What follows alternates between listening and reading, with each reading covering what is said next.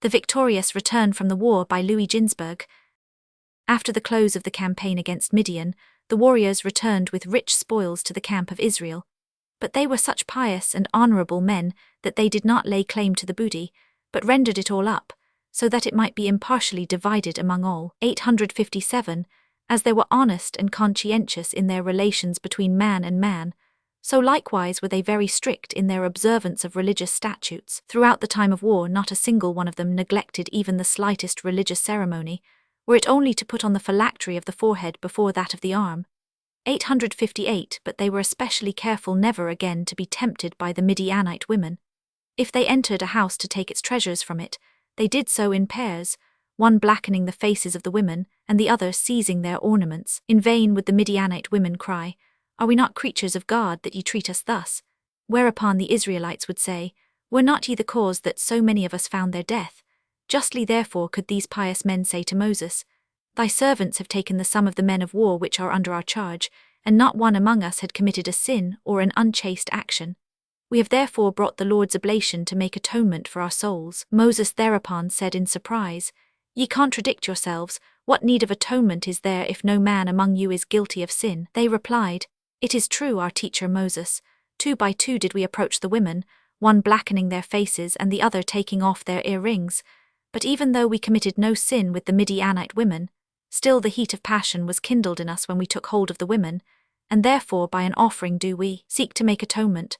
Moses thereupon set out to praise them, saying, "Even the common men among you are filled with good and pious deeds, for a man that was under conditions that enabled him to sin but controlled himself, had done a pious deed, not to speak of the pious and chaste men among you whose pious deeds are legion." 859. As among those who had been slain in Midian there was a Jewish apostate, the warriors were polluted, and hence might not enter the camp but had to stay without. Moses in his meekness did not, however, wait for them to come to him, but hastened to them.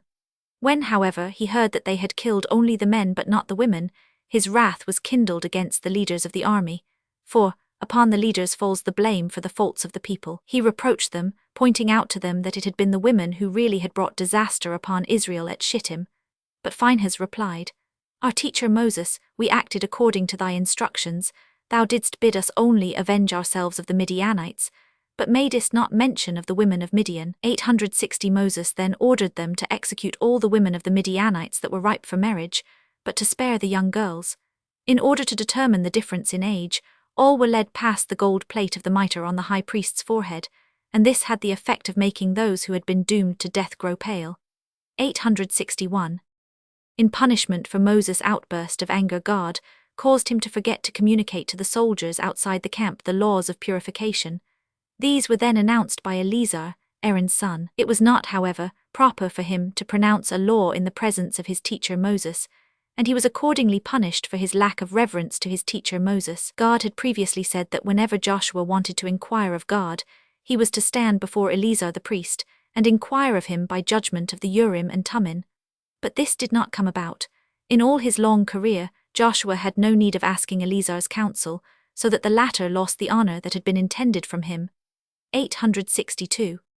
The occasion that led to the war against Midian had been Israel's seduction by the Midianite women, but these had succeeded only by having first intoxicated the sinners with wine. Phinehas, to make sure that this might not be repeated in the future, put the earthly as well as the heavenly ban upon all those who should drink the wine of the heathens, for the latter used it only as libations to their idols, and for immoral purposes. In pronouncing this ban, he called upon the ineffable name, and upon the holy writing of the 2 tables against its transgressors. 863.